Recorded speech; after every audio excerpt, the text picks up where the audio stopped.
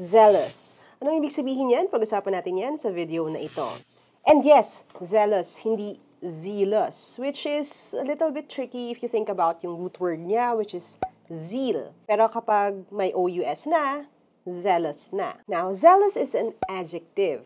Ibig sabihin, nagde-describe siya ng something or someone. And it means having zeal or zest, showing eagerness or being passionate about a certain purpose or a goal. Na kung napansin ninyo na ang zealous ay katunog ng salitang jealous, it's because they actually share the same Latin root word. And sa mundo ngayon, kung saan sinasabi nga pag-inggit, pikit, I think mas maganda na i-channel yung inggit into something more positive. So don't just be jealous, be zealous. Pero for now, that's today's word of the day. Don't forget to use it in a sentence. Lagay niyo sa comments sa baba para hindi niyo makalimutan. And don't forget to follow me for more.